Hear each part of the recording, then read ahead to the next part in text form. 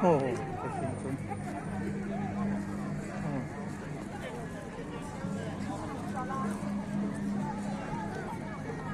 哦，蛮高兴。哦。哦。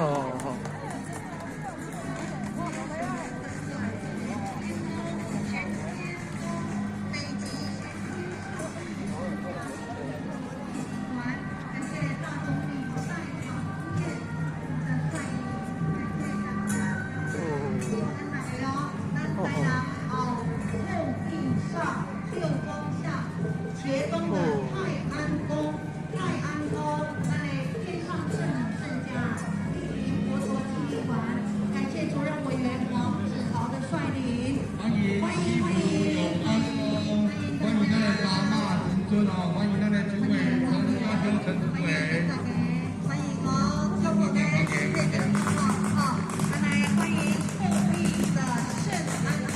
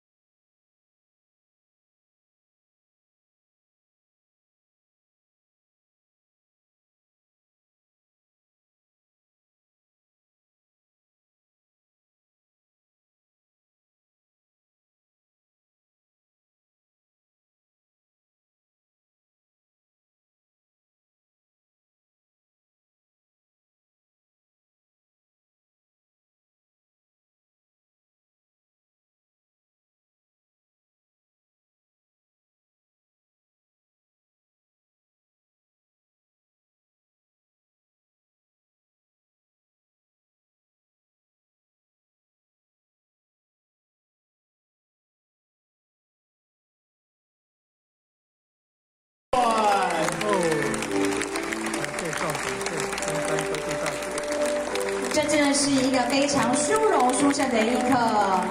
那我们本大会的王理事长代表，哇，谢谢，感恩我们的昆山科大对我们这一次的活动大力的支持，再次感谢我们的昆山科大。紧接着是我们的开锣仪式。今天相信我们来参加颁奖的贵宾们都能以一份自在、欢喜而感恩的心情来参加这次的活动。接下来，我们再次恭请台南市文教协会理事长黄敬之理事长来为我们活动进行开锣的仪式。我们恭请我们的黄理事长，也请我们的礼生请就位。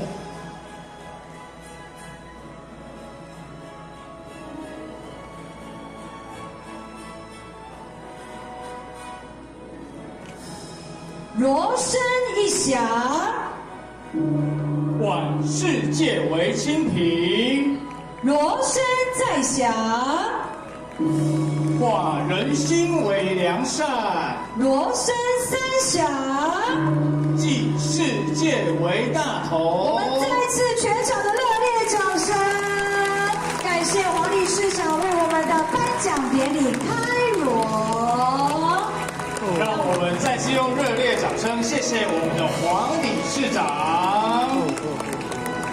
紧接下来就是我们非常重要的时刻，也就是我们的点榜时刻。中华文化5000年，中华的经典更是我们古圣先贤所留下来的智慧之果。有句话说，读经千遍，其义自现啊。今天现场所有的大小众人们，今天是你们最光荣的一刻了。自然古圣先贤的道理早早就落溢在你们的心中了。古人更说，一分耕耘一分收获，大家平日的努力在今日完全的展现出来了。现在我们一样要恭请我们的点榜官为我们的甲组的点榜生点榜，恭请我们的黄理事长。那也请我们以下唱名到的状元们到台上来。甲组第1名，发一崇德黄俊豪，通过段数53段。我们掌声不断哦！哇，小小状元好厉害哦！第2名，发一崇德严凯成，通过段数45段。哇，我们继续掌声不断嘞！看到都是小小状元们。第3名，发一崇德黄若婷，通过段数是36段。哇，掌声不断！哇，又是我们的小状元。接着我们有2位并列第4名，分别是新义中信黄凯英以及发一崇德吴应慈，他们通过段数是35段。掌声不断。接着第6名是新义中信许廷宇，他通过的段数是35段。我们鼓掌。接着是我们的第7名发一崇德吴小涵，他通过的段数是34段。鼓掌，恭喜！第8名是我们的新义中信林立学，通过段数是33段。哇，我们现场掌声不断哈！接着有2位第10名，他们是发一崇德的李佑伟跟陈佑成，通过段数是32段。哇，恭喜2位！接着有4位的并列第12名，分别是发一崇德卢信怀、发一崇德李品正、新义中信黄正祥、宝光玉商王元提，通过段数是31段。哇，我们恭喜以上4位。第18名新义中信许承泽，通过段数是30段。恭喜！第19名宝光玉山洪子元，通过段数29段。我们恭喜！最后有2位并列第20名，分别是发一崇德陈玉桥以及新义刘怡珍，通过段数是27段。我们恭喜！以上是我们所有甲组的榜单，有没有看到都是台上的小状元们？我们的鼓掌大力一点哦！哇，以上是我们的甲组所有的点榜的同学。紧接着我们邀请我们的一贯到我们总会的王宝忠王前人为我们遗嘱的点榜，邀请我们的王前人。我们遗嘱的大状元们，第1名陈明勇，通过段数是26段。好，我们先恭喜我们的王前人，请先就位，来为我们的遗嘱点榜。我们遗嘱第2名翁梅芬，通过段数19段。第3名江冠佑，通过段数15段。第4名林山如，通过段数14段。我们有4位并列第5名，分别是吴彩信、林家威、吴新农、林玉桥，通过段数是13段。我们掌声不断哦。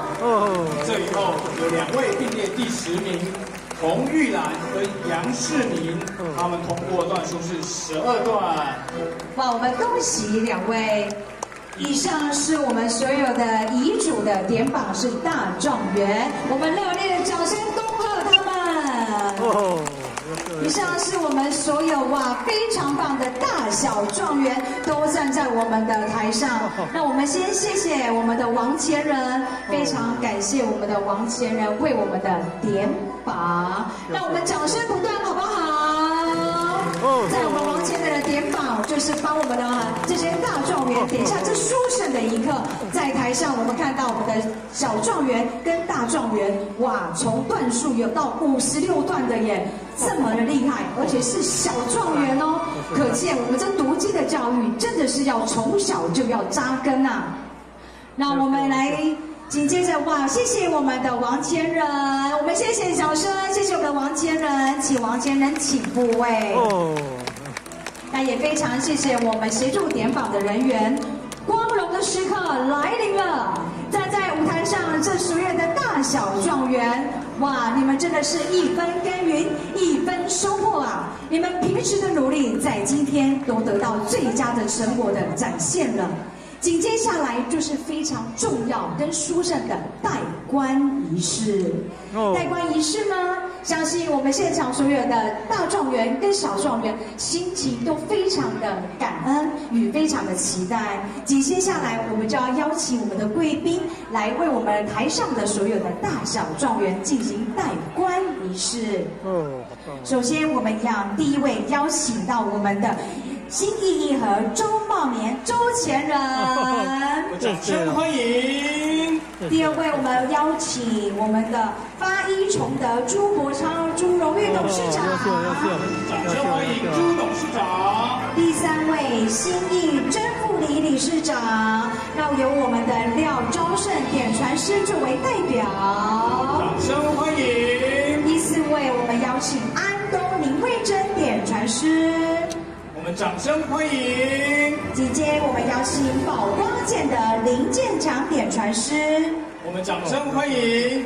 紧接着，我们邀请宝光重正朱世贵点传师，掌声欢迎点传师。紧接着邀请新义中信王雄博点传师，我们掌声欢迎。紧接着我们邀请关田区严能通区长，我们掌声欢迎我们的区长。最后我们邀请文山科大钟副校长，我们邀请我们的副校长。以上是我们的贵宾，在这么的殊荣的时刻，要为我们所有的大小状元戴上了我们的戴冠仪式，请我们的礼生请就位。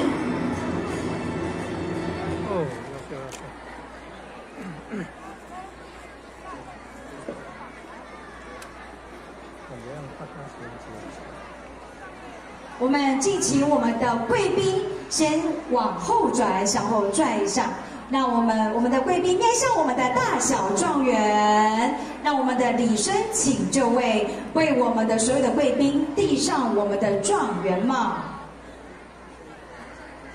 好，我们所有大小会考的状元，我们今天以一份非常沉静的感恩的心，来我们深深的一鞠躬，来接受我们的贵宾为我们的戴冠。我们现场掌声不断，好不好？好，大家准备好了哦，戴。好，请我们的贵宾，然后在我们的礼生的引领之下。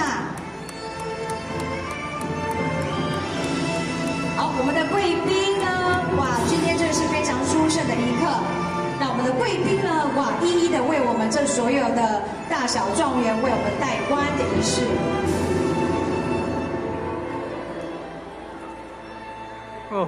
在这么光荣的时刻，我们的大小状元会考，哇，大小状元们，相信你们心中一定非常的激动。这是你们平时的努力，这是值得跟大家分享的一刻。优秀。我们现场的所有的与会的嘉宾，我们掌声不断，好不好？要得到这状元真的非常的不容易耶！你看，要通过这么多的段数。我们用热烈掌声再来恭喜我们台上的甲组的小状元跟乙组的大状元们。好，我们的贵宾，哇，在这么值得纪念的一刻，那我们敬请我们的贵宾要进行我们的拍照仪式。来，烦请我们的第一排的小状元往前一步。这是一个非常值得纪念的一刻，我们的引导人委员会协助。哇，这从小扎根得到这状元呢，一定要在这拍照合影留念。让他知道说，哇，我们从小扎根，以后甚至可以代代相传。读经更是不分老中青少。那敬请我们的贵宾往前再站一步。好，我们后面的大小状元再往前站一步。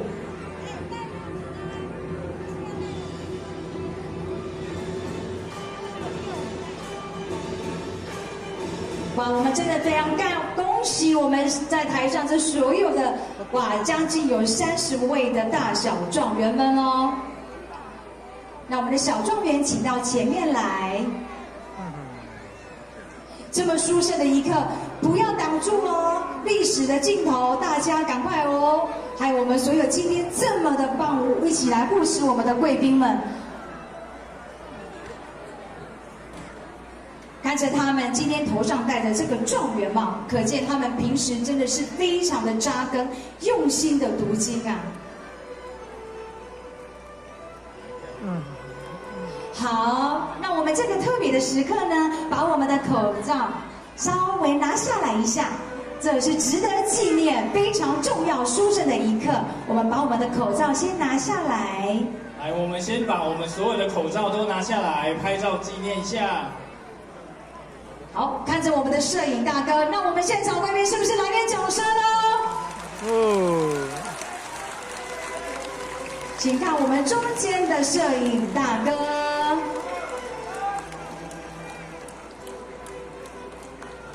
好，我们掌声不断，非常感谢。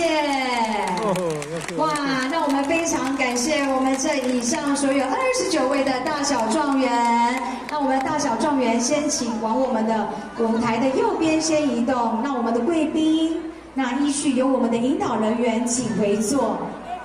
紧接着我们要进行的是全体状元戴冠的仪式，我们请活动组准备。现场的所有的大小状元不用紧张哦，还没有准备哦。看到这台上在戴冠，心里一定非常的激动，对不对？哇，等一下呢，我们一起集体来戴冠，这么殊胜的荣耀的时刻，我们要一起集体戴冠。所以，我们可爱的小状元们，先不要戴上去哦。我们拿到帽子的状元们，请先拿在手上。等一下，我们会统一大家一起戴。对，那请我们旁边的我们的指导人员先协助一下。哦，优秀。哇，我们可以抬头看看我们四周，上面全部都是我们的所有今年参与的所有的状元们呢。爱想。好，这是一个值得荣耀跟光荣的一刻。优秀。相信我们在现场的所有上面的，我们来手拿着我们的状元帽，好不好？来，我们手高高的拿起这非常殊胜的状元帽哦。这在古代啊，可是只有状元才可以戴哦。好，我们一起手举状元帽哦，听我们司仪这边的口令哦。好，我们注意哦，全体状元请起立。来，我们全部起立。我们1楼的状元起立之后，麻烦把椅背往后靠。然后我们记得把我们的状元帽拿在手上，先不要往头上戴哦。大家都非常的期待，赶快戴冠。好，我们就一起非常整齐划一的，我们准备来手持状元帽，戴冠。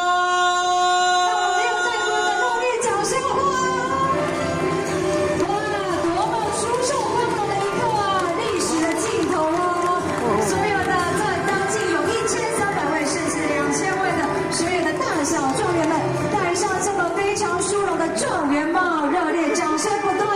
你们也为你自己鼓励一下吧。我们掌声给自己鼓励。哇，这戴上状元帽啊，待会呢，我们就要进行游汉跟状元桥，以及举行我们的祭孔仪式。好，我们请状元们先请就座。那也烦请我们所有的大小状元啊，把我们这个状元帽要戴正哦。我们常说经书端正，这状元帽也要戴正，就如同人品要端端正正一般。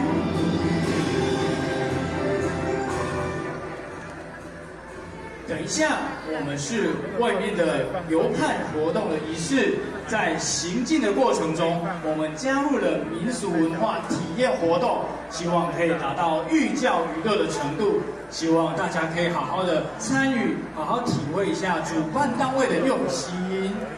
请问现场我们将近2000位的我们所有要准备游汉的人们，你们大家准备好了吗？好喽！哇，好像只有听到那边的声音哎，请问大家准备好了吗？好。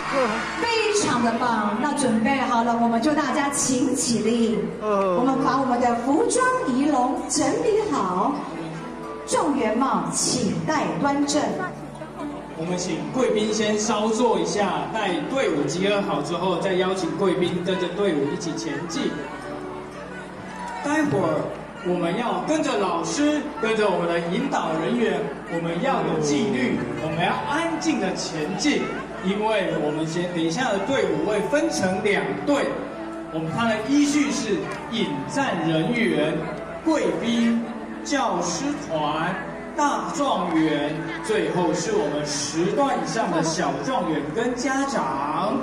那司仪这边呢，特别提醒啊，我们在台上的这些状元们呢，因为楼梯比较陡，所以呢，你们的脚步要小心一点。那我们的状元帽戴正，也陪同我们的领战人员一起慢慢的往前出口迈进。我们1楼的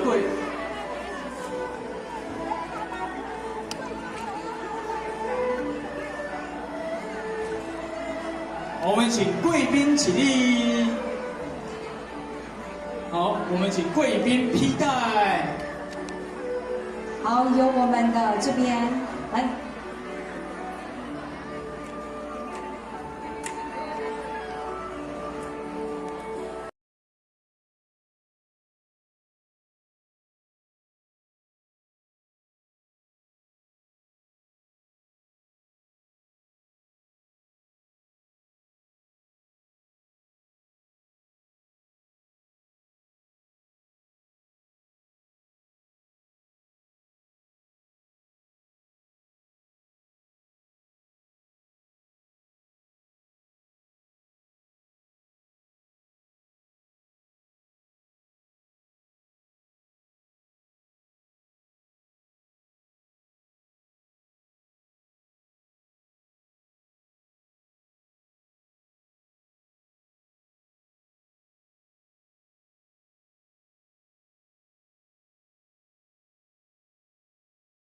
哦，换谁？换谁？哦，换谁？换谁？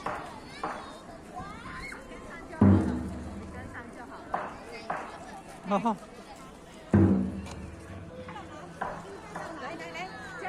家长上，赶快走，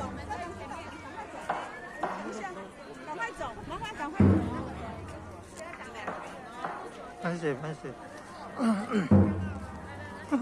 换谁？换谁哈？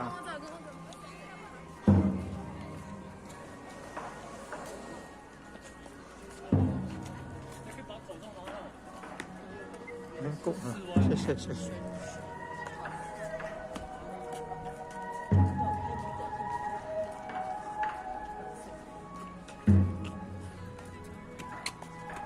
哦好，谢谢。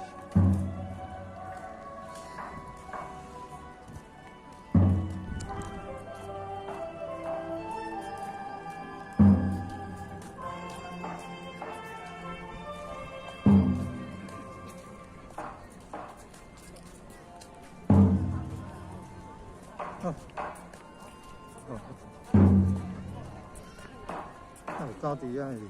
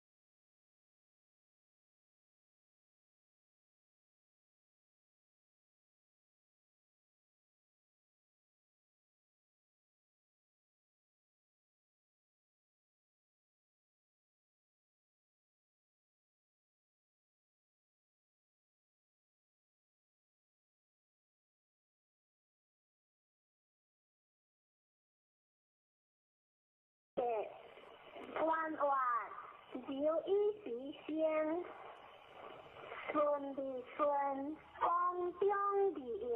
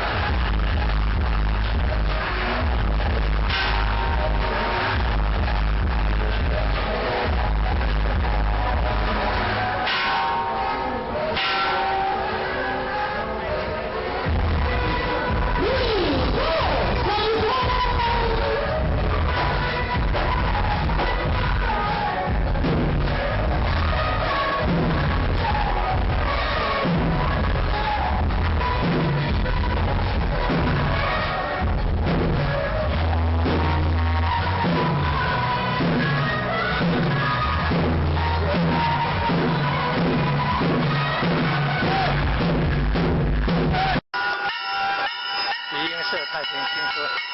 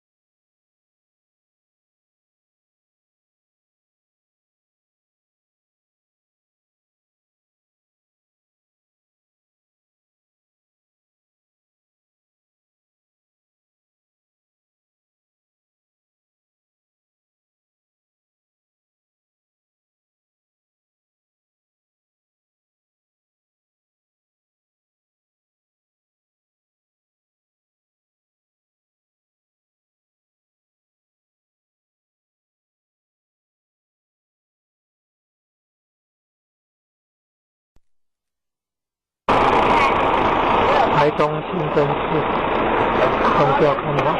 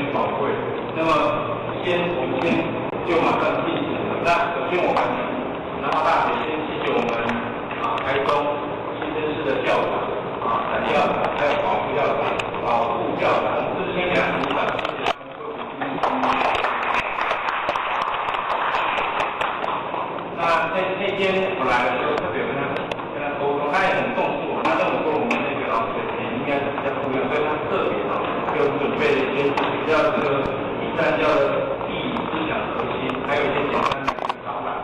那现在这是我们先互相双方的这个首长还有老师还有教师由我先简单跟他们介绍他们背景，介绍完以后我就负责书籍，然后最后我们进入我们今天的正式的一个会谈的一个重点啊。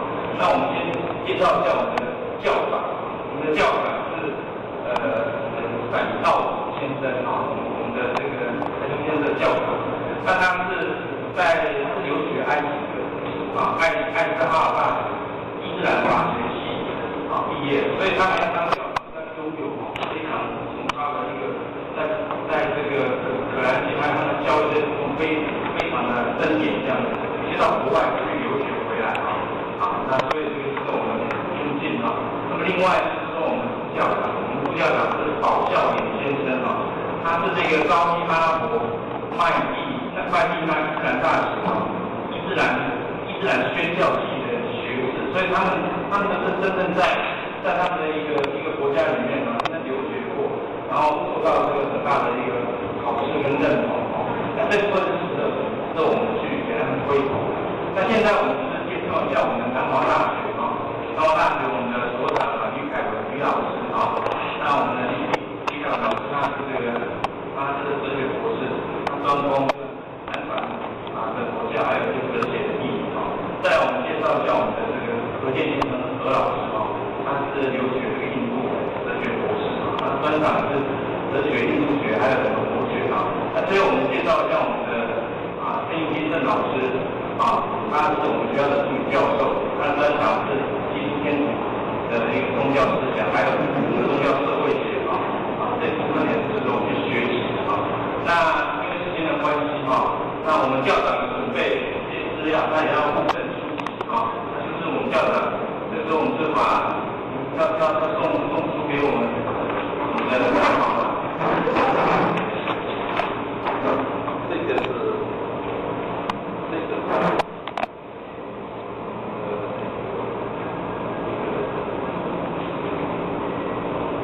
周教授是一本概讲，他是以现代科学来讲行业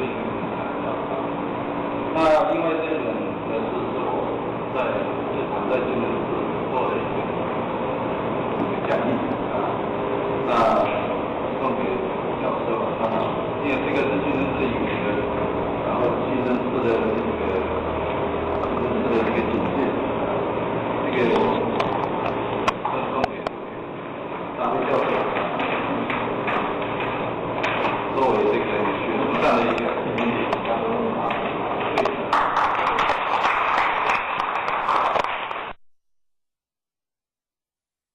他上次来对整个就是讲深入的去讲那么下面这些是送这个可能这个的话就是所有都是找一个人帮现在把它发下来可能谢谢这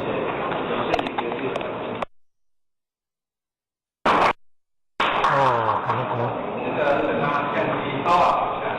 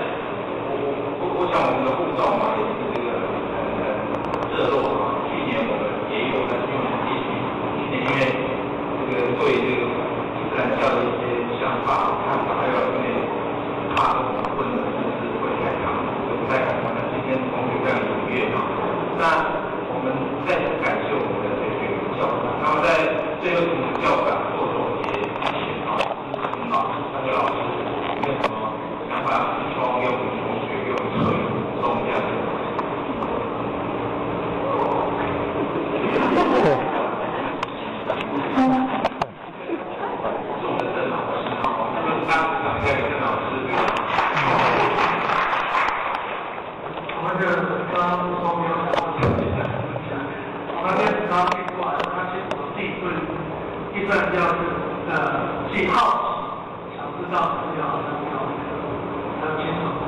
那到知道部分，印象比较深刻是够嘛，因为自己从高中然后开始看那个练理开课程，做功课的地方，他今天遇到比较提高这些事情，做了蛮多笔记，还有那个书编辑的研究。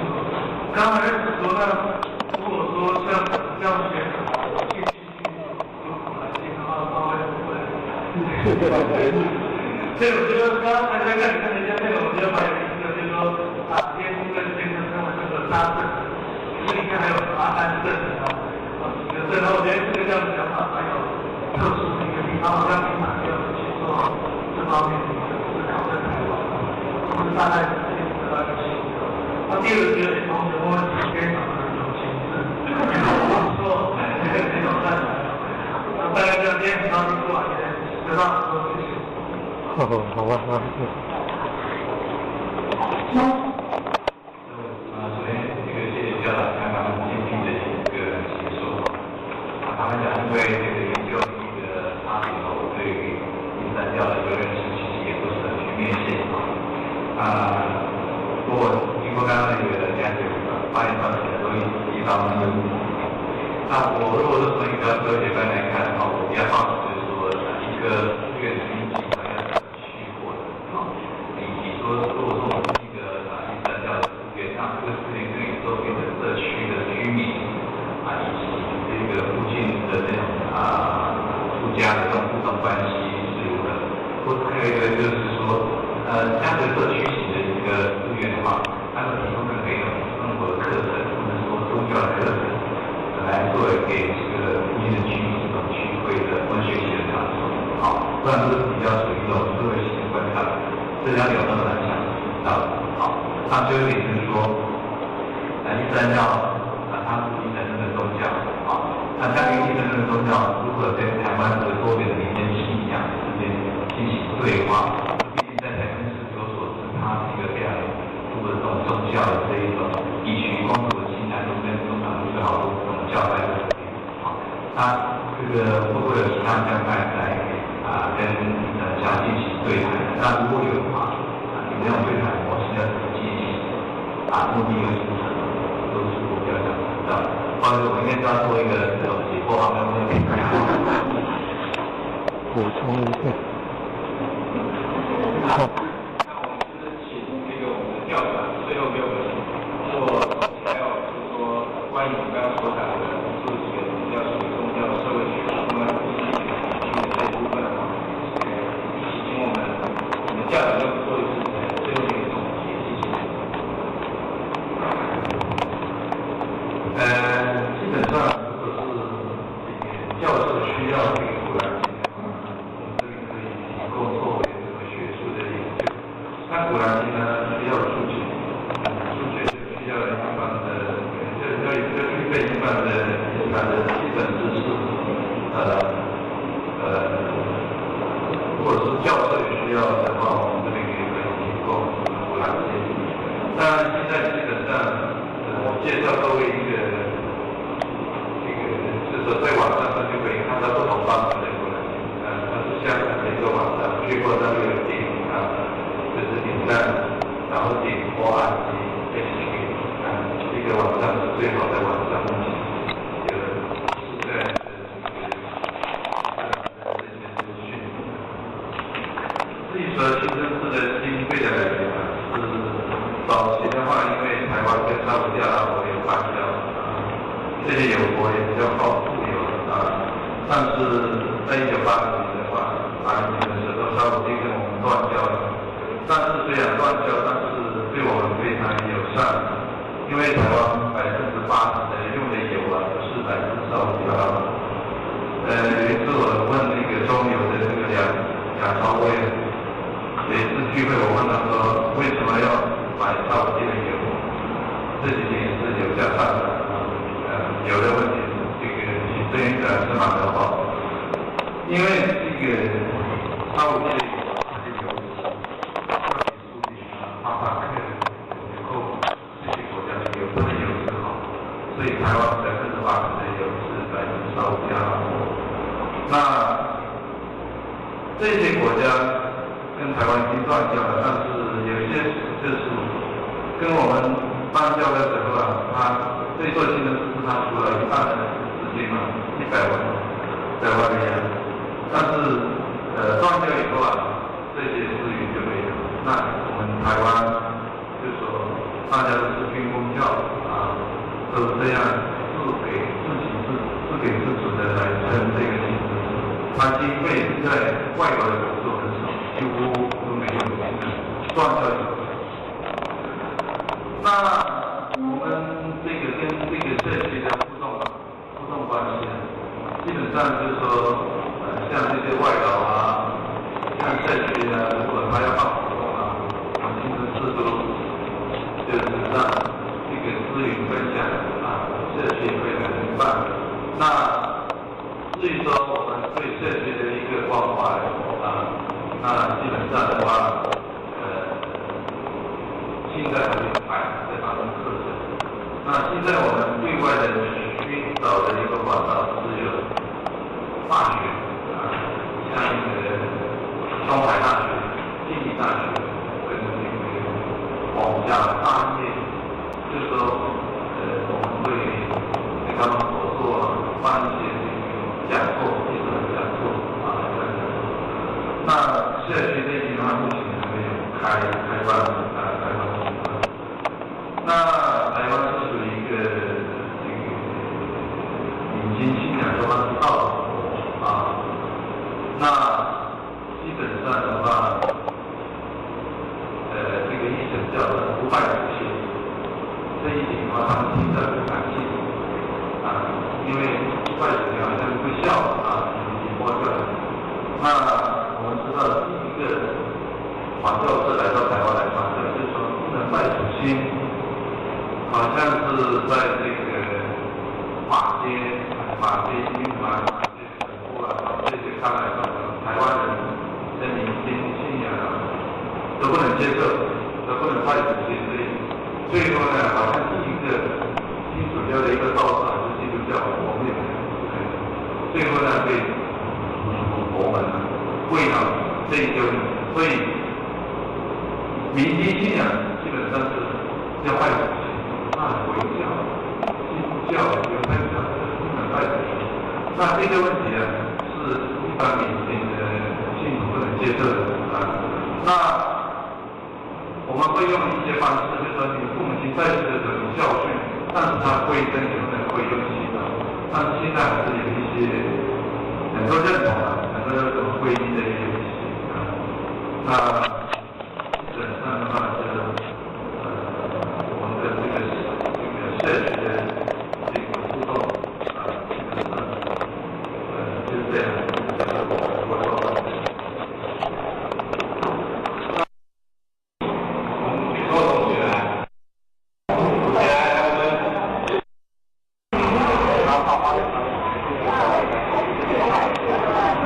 可能，台中清真寺宗教看法。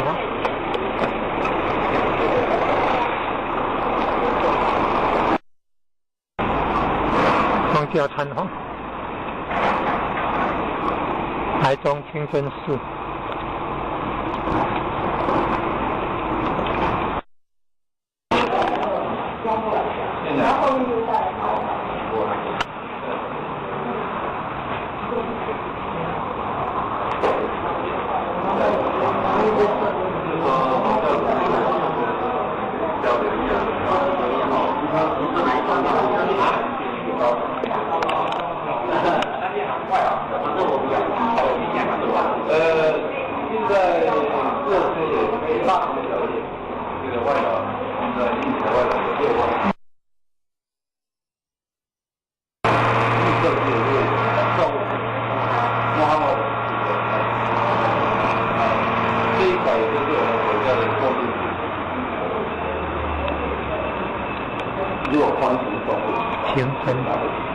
清真还一样。就是万物非主，唯有真主，万物的是主。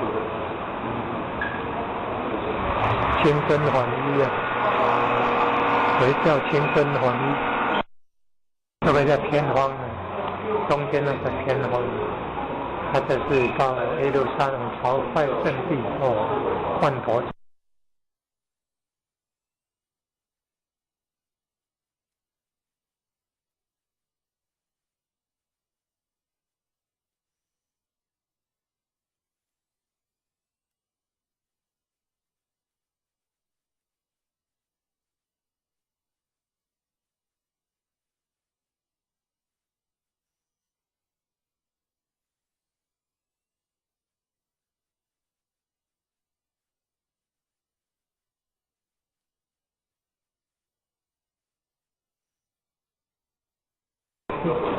五里面你在客场，那个朝一生里面比朝圣至少一次。中间的方形建筑代表天荒。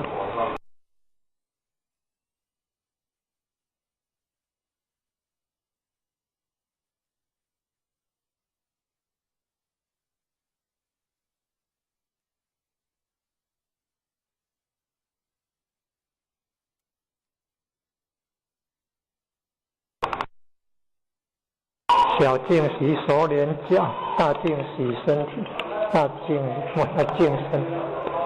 哦。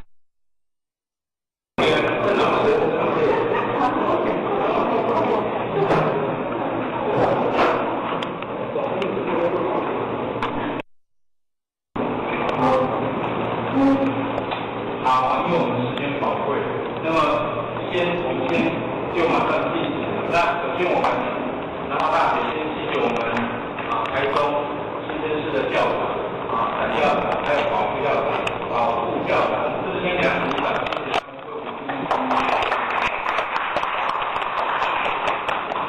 他们为我们那天我来的时候，特别跟他沟通，他也很重视我，他认为说我们那个老师的钱应该是比较不一样，所以他特别给我们准备了一些比较这个伊斯兰教的意义、思想核心，还有一些简单的导览。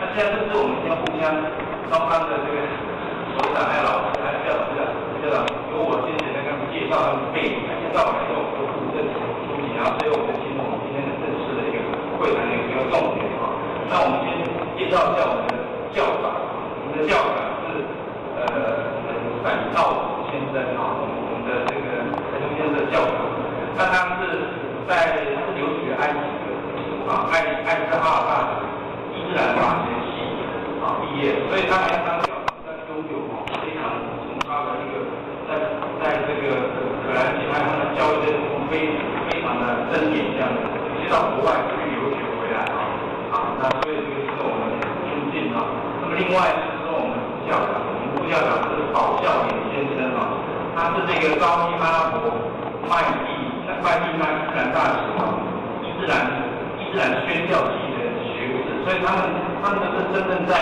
他们的一个国家里面真的留学过，然后受到这个很大的一个考试跟认同那这部分是值得我们去给他们推崇。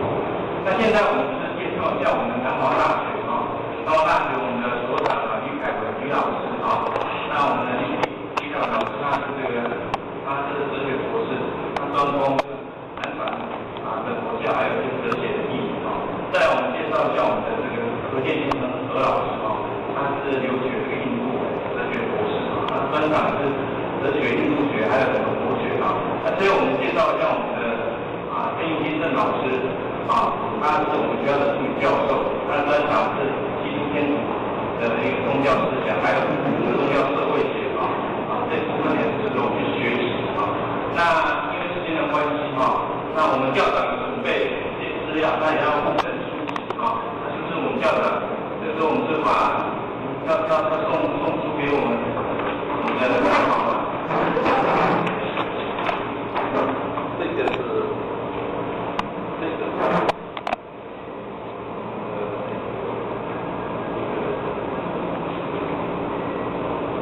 周教授是专家，他是以现代科学的专家，那因为这种呢是我在日常在金融做的一个讲义那送给教授因为这个是金融是一个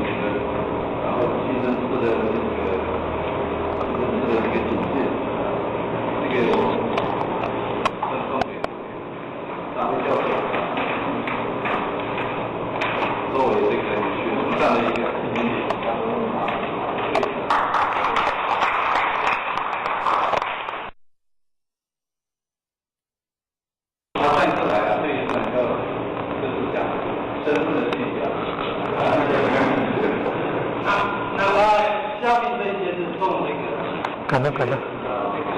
这个的话就是很多都是朝越来的方式，现在把它发下来。可能是。哦，可能。这个等它相机高啊下来，高一点，基本上。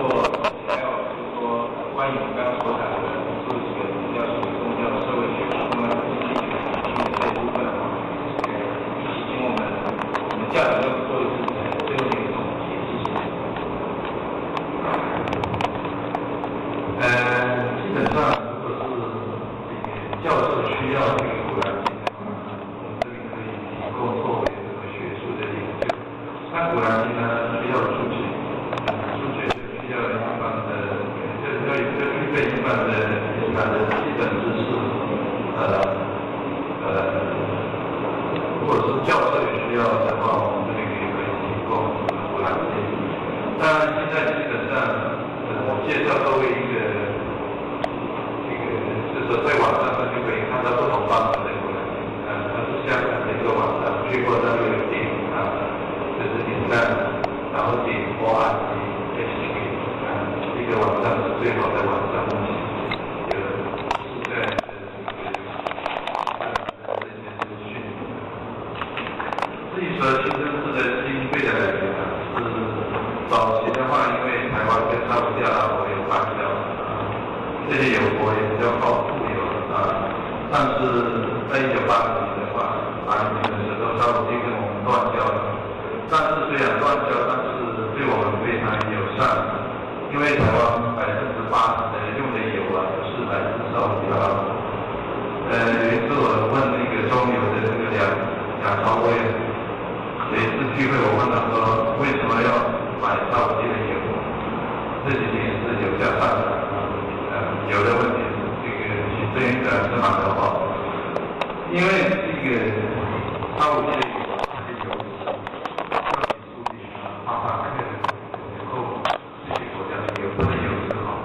所以台湾80%的油是来自沙特阿拉伯。那这些国家跟台湾已经断交了，但是有些就是跟我们邦交的时候它这座新的是它出了一半的资金100万在外面，但是断交以后这些资源就没有。那我们台湾就说大家都是军公教都这样自给自足的来撑这个经济，它经费在外国的投入很少，几乎都没有断掉。那我们这个跟这个社区的互动关系，基本上就是说，像这些外劳像社区如果他要办活动我们清真寺都就是让这个资源分享社区也会来办。那至于说我们对社区的一个关怀那基本上的话，现在还没有排这方面课程。那现在我们对外的寻找的一个管道是有大学像东海大学、经济大学跟这个皇家大业，就是说我们会跟他们合作办一些讲座、技术的讲座那社区这些的话，目前还没有开办那台湾是属于一个引进信仰的话是道德那基本上的话，这个医生叫不拜主席，这一点的话他们听着不感兴趣因为不拜主席好像会笑你播出来。那我们知道第一个传教士来到台湾来传教，就是说不能拜主席。好像是在这个马街、玉马街、成都这些看来台湾人的民间信仰都不能接受，都不能拜主席，所以最后呢，好像第一个天主教的一个道士还是基督教，我们也不可以。最后呢，被逐出国门了，为了这一个，所以民间信仰基本上是要拜主席。回教、基督教、犹太教不能拜主席。那这个问题是一般民间的信徒不能接受的那我们会用一些方式，就是说你父母亲在世的时候有教训，但是他归真有可能会用洗脑，但是现在还是有一些很多认同很多那种皈依的一些东西那基本上的话就是我们的这个社区的这个互动基本上就是这样我说